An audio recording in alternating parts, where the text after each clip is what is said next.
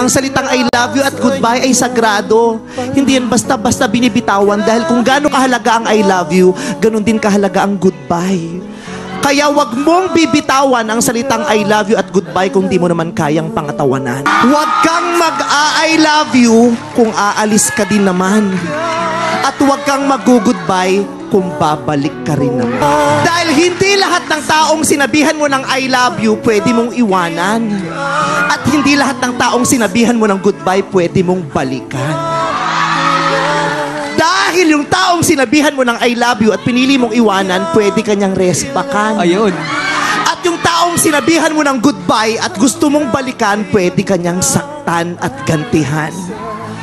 Kaya pag hindi tama ang paggamit ng I love you at goodbye, pwede mong pagsisihan.